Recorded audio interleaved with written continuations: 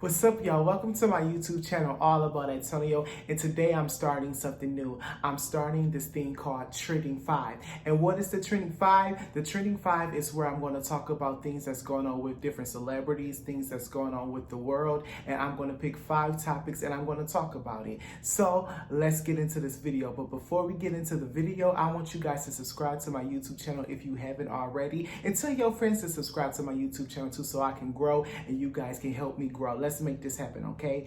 Also, don't forget to ring the bell so you know when I make new videos. Share this video and comment below. So here we go.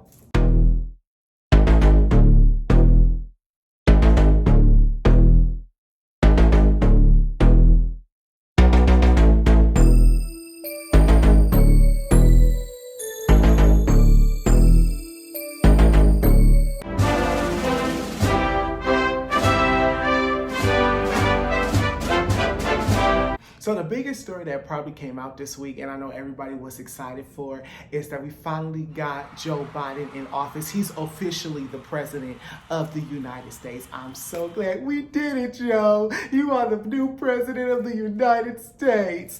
I'm so glad that Joe Biden is the president. Like, I'm so glad we got Donald Trump out. He's out of office. We ain't got to worry about him. Hopefully this impeachment process goes well, where he won't be able to run and his son won't be able to run. Get him out. Hopefully he goes to Russia, goes somewhere. Go to where your wife came from. You and her can go there. Did y'all see the meme? Not the meme, but did y'all see when they was walking out of the airplane, getting out the airplane, and she was just walking super fast? She gave me, I'm over him. I did my 4 years. He still wouldn't let me do anything I really wanted to do. So I'm over him. I can't wait for this to be over. I'm glad that this is over. Get me to the closest courthouse so I can divorce him. That's what she was giving me. So I wouldn't be surprised if maybe a year or maybe 6 months down the line, we find out that they're getting divorced.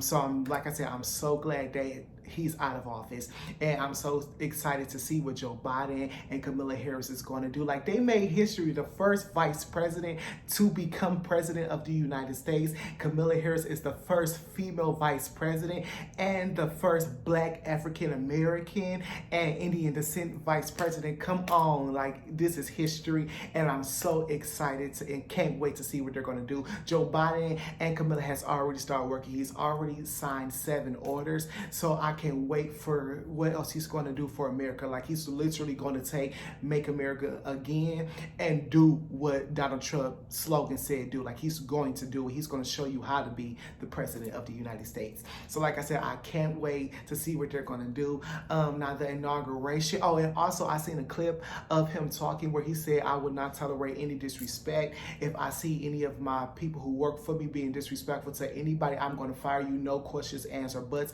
You're fired. You're done. I said, I know that's right. You set the record straight and you get them together. I'm so excited. I can't wait because I know he's going to be an amazing president, and Vice President Kamala Harris is going to do a phenomenal job. This is letting everybody know that you can do whatever. And a lot of people are concerned about his age, but I don't think there's nothing wrong with his age. I think he's gonna do good. I think if anything, if he's not able to do it, we still got Camilla. So we in good hands, y'all. I'm excited. The inauguration, I loved all of their outfits. I was so excited to see my uncle and my auntie, y'all, Barack Obama and Michelle Obama. They look so good. Even George Bush, like, he grew on me. When he was the president, he sucked, but I like him now. So George Bush, I was excited to see him. Also Bill Clinton and Hillary Clinton, I was so excited to see all of them. But Kamala Harris, Joe Biden's wife, and Michelle Obama, they looked amazing. I love whoever came up with the idea for them to wear coats.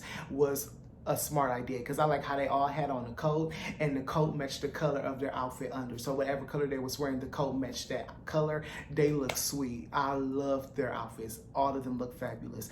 Now, Lady Gaga, a lot of people didn't like her performance, but I thought her performance was really good. Her outfit was extra, and y'all know Lady Gaga gives extra. So she was giving what she does, extra. And I'm an extra, so, you know, I was here for it. Loved her outfit. I'm surprised she didn't do what the other females did the code thing, but it's Lady Gaga. A lot of people was complaining about how she sound. I liked how she sound. Jennifer Lopez did amazing. She's like the best singer, but that's my girl. Love me some J-Lo. A lot of people was mad because she did a little snippet, and she literally just said, "Let's get out." But a lot of people was mad because she did America the Beautiful, but kind of said, "Let's get loud" in there, and they didn't like that. I mean, it's her song. If she wants to sing it, let her sing a little bit of it. The studio, she definitely was lip syncing, but she sounded really good when she went in the studio. I loved her outfit. I think J-Lo was the best. She actually changed, and I know she had Chanel on. Everything was Chanel. So my girl J-Lo looked amazing. Loved her outfit. If I had to say, she looked the best to me. Shout out to Amanda Gorman. She was the youngest person to ever do a poem at the inauguration. The inauguration was short this year. They didn't do a lot, probably due to COVID. And then with Donald Trump doing crazy stuff, they probably didn't want to give anybody an opportunity to do something crazy. So that's another reason why they probably cut it down. But they didn't also do the celebration party, because I know after they do the inauguration, they all go and have like a ball. They didn't do that this year. Instead, they did America the Beautiful tribute, or America concert tribute. John Legend performed, Katy Perry performed, Demi Lovato, a few other people performed. I was tuned in, but I really wasn't here for it, but I guess that was a nice thing to do, America tribute. And that was that. Like I said, I can't wait to see what Joe Biden and Camilla's gonna do for our country. We're in good hands, y'all. So let's support them and give them our best wishes. And moving on to the next story.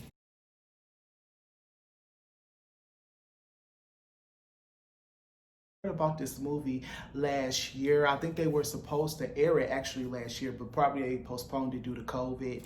And Queen Latifah was one of the executive producers, as well as Salt-n-Peppa. Now I'm going to break down their names. Salt is, her maiden name is Cheryl. Pepper's maiden name is Sandy, but they're called Salt-n-Peppa. What my overall thoughts of the movie, for it to be 3 hours, I felt we were missing a lot of stuff. So just to give you guys a background of who Salt-n-Peppa is, Salt-n-Peppa is that deal. Like, they're freaking legendary. They're iconic. Like, they're literally the first ladies of rap. They're pioneers. I'm pretty sure all the women who are rappers look up to Salt-n-Peppa right now, because they are part of the ones who started it all. They got hits galore. They got a great catalog of hits. They got a song called "I'll Take Your Man," "My Mic Sound Nice," "None of Your Business," "Tramp." One of my personal favorites is here I go, here I go, here I go again, girls. What's my weakness? Okay, then chillin'. It's called "Shoop." Y'all have to listen to that song. Like, that is my song. Their two biggest hits that everyone probably know is "What a Man" with En Vogue, and also "Push It." Everybody knows "Push It." That was, I think, their biggest hit. So Salt-n-Peppa has a great catalog of hits. As I stated before, I thought the movie was long, and for it to be 3 hours, we missed a lot. Like, we didn't even get a chance to see them boycott the Grammys. They were a part of a group of rappers in 1989 that boycotted the Grammys because the Grammys was not televising the hip-hop category. So they were a part of that group that boycotted that, and actually in 1995 they received a Grammy for their song "None of Your Business," and they're the first and I think only female rap group to ever receive a Grammy. So Salt-n-Peppa is that deal, and they are still that deal. They deserve everything that they're getting. I know they're receiving the Lifetime Achievement Award this year, so big ups to them. I also know that they're just got a star on the Hollywood Walk of Fame, so they really deserve everything that they're getting and they're going to get. Next, we're going to get them into the Rock and Roll Hall of Fame, okay? We're going to speak that into existence because they deserve to be there. They're freaking pioneers, so they deserve to be in the Rock and Roll Hall of Fame. My girl's Janet Jackson in there, so I just had to throw that out, and my girl Whitney. But the movie really didn't tell me nothing that I didn't know. I did not know this though, that they was not rappers. That's crazy that they did not attend to rap and they wasn't rappers and they became this big famous rap group. That is crazy to me. So they wasn't rappers, but this guy named Herbie, he was over in the brainchild for Salt-n-Peppa. He basically did the logos, he basically did the rhymes, the lyrics, the beats. He produced everything of Salt-n-Peppa coming up. So he was the brainchild of Salt-n-Peppa. That's how they even got the name from him, Salt-n-Peppa. So I didn't know that they wasn't rappers. Also, I did not know that Martin Lawrence, Kid and Play, and Herbie, they all worked together, and they made a promise: whoever becomes big first, we're gonna take everybody else with us. And they actually stuck to that promise. At one point in the movie, we see Martin Lawrence opening up for Salt-n-Peppa. Now, y'all know y'all could have found somebody that looked better than the person y'all had playing Martin Lawrence. Y'all know Martin Lawrence did not look that old. Why y'all had look that chubby? Why y'all had that man playing Martin Lawrence? Come on now, Kid and Play. Y'all had whoever played Kid and Play was perfect. Whoever played Salt-n-Peppa did a phenomenal job. But the person who played Martin Lawrence, come on now. And y'all tell me if I'm tripping, because at one point Herbie was introducing the new team, and he turns to the camera and it's the same person. Herbie was playing two people. How that happened? Y'all can't find somebody else to just play the other guy? Like, y'all had to have Herbie play somebody else as well. But tell me if I'm tripping. And I looked it up to see if he has a twin. He didn't have a twin. He was playing both of those characters. Now let's get on Herbie, since we're talking about it. Herbie, you is garbage. You was cheating on Salt. At one point of the movie, Salt went to go answer the phone when they was in the studio. And first of all, the studio was in their mama's basement. And we saw when they went to go record Push It, they actually was recording Push It in the bathroom. And you saw a brassiere and a top hanging on the shower rod. I was cracking up. I was like, wow, that's so ghetto. But everybody recorded in their mama's basement back in the day. But let's get back to you, Herbie. You garbage. Why you was cheating on Salt like that? Like, you're not even attractive or handsome. Why was you cheating on Salt like that? Like, come on, really? At one point in the movie, she goes to answer the phone, and it was some girl, and she was like, are you Salt? And Salt said yes. And she was like, The Salt asked, who are you? And she was like, you don't need to know about that, but I'm sure you'll find out who I am eventually. And if I was you, I would go and change the seats from last night. So the girl hangs up on the phone. Salt goes out the room, and she looks, and the bed is right there, and the bed is messed up. And eventually she finds out that he has a baby.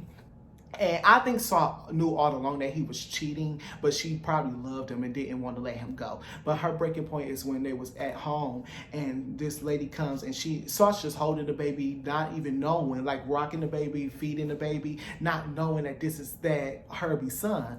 So she goes, the lady goes, and Herbie's like, I gotta tell you something. She was like, okay, who baby is that? And that's when he told her. She was like, you know what, I'm done with you. I don't want anything to do with you as far as a relationship, but we can have a working relationship. So that was basically her story. And they also talked about her having an eating disorder. She really, to relieve stress, and because she was so stressed out, she would eat constantly, but she would throw up what she eats. So how did you become that big? Because it seemed like every time you were eat a lot, you would throw it right back up. So I don't know, maybe your body got used to you eating so much. But like, she was ordering, I remember one scene, she said, I want chicken, hamburgers, fries, hot dogs, pizza. I said, girl, you gonna really eat all that? So and they also talked about her in the movie Finding Christ. And now Pepper's storyline was really about her love life too. She got pregnant by this one dude. The dude seemed like he was a perfect guy, but when she told him that she was having his baby, he was like, yeah, I'm not here for that. So he basically left the scene. And she ended up going and marrying this guy, Trench, and he's with the group Naughty by Nature. Not Trench, let's talk about you. Your attitude was that bad back in the day? Like, you ain't had no self-control. Your attitude was that horrible. Like, you was that insecure as well. Like, it was one time where they was having a party, her and Trench, and she was, engaging with everybody who was at the party, making sure they good talk, socializing, doing what people do at a party. He watches her go to the whole room, like, talk to everybody. She ends up calling Salt and telling Salt, like, I just made this song. It's called Shoot. We're going to talk about how women can flirt with men. It ain't just got to be one-sided. And Salt was like, oh, that's dope. I'm going to record my verse when I get home from church. And after she get off the phone, she was like, who are you talking to? You cheating on me? You cheating on me? That's another nigga? And she like, no, like, I'm talking to Salt about a song. So he was basically insecure. And then he going to play like, oh, I have her issues. I've been through a lot. Please forgive me. That man was garbage back in the day. And they even alleged, I don't know if he did, but it sounded like he was beating her as well because he had anger problems. So it sounded like he was beating her as well. Allegedly, that's what it alleged in the movie.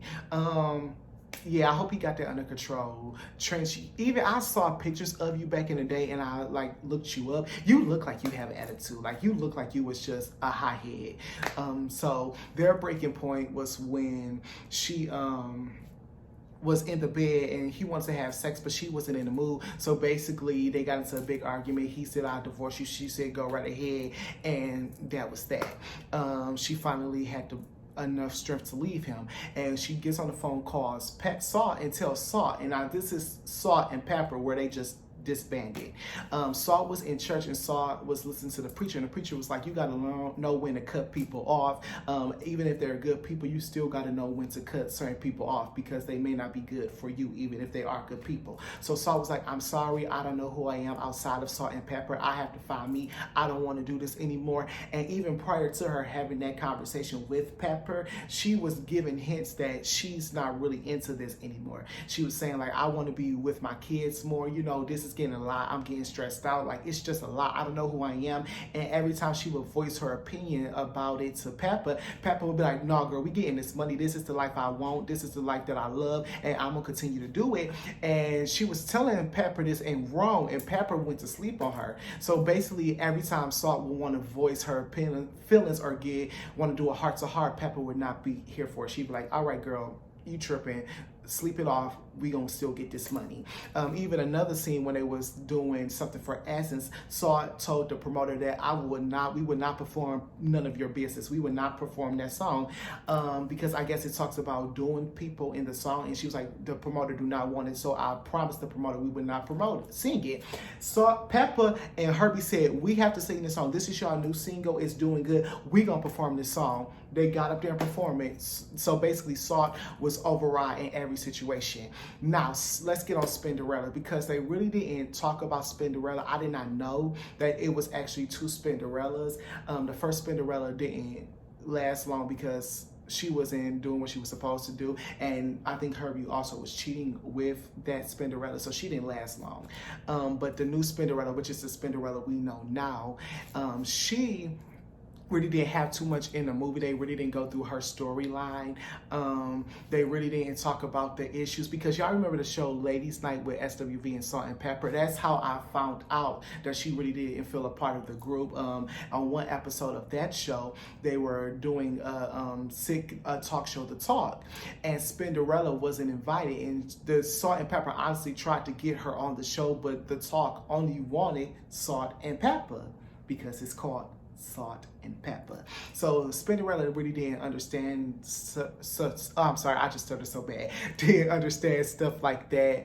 But they really didn't go into her storyline. I thought they would have depicted that, at least that she didn't feel a part of the group, or at least show that we told her this is what it always was and this is how it was going to be. They honestly tried to make her a part, but you know, if the people only want Salt-n-Peppa, they only want Salt-n-Peppa. That's just like Nicki Minaj. She has a DJ, but if the people only want to see Nicki Minaj and not bring her DJ, the DJ has to be okay with that. Even though you did rap on some songs, I don't know if you wrote some songs, but you know, you did have some parts. They did try to make you included in the group as much as possible.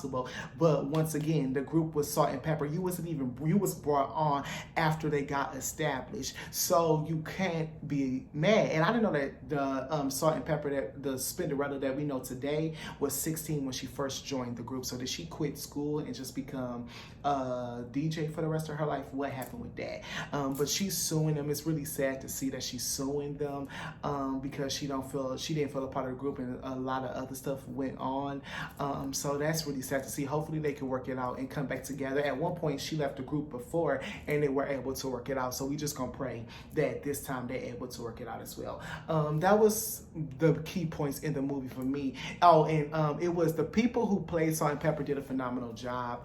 The people who played the other actors did good as well. They actually, in one point of the movie, Herbie got them a gig because they was blowing up with this song called Showstopper that did Slick Rick and Dougie Fresh. They was blowing up, so Herbie got them a gig, and the security guard would not let them in because he thought he had the original salt-n-peppa. He thought that he had the real salt-n-peppa. Come to find out that it's this guy named Sweet Tooth who Herbie was in talks of managing Salt-n-Peppa, but he wanted too much money. So basically Sweet Tooth made his own Salt-n-Peppa. And the imposters that was playing the Salt-n-Peppa imposters was Salt's daughter and Peppa's daughter. So it was nice that they included their daughters to play them in some parts of the movie as the imposters.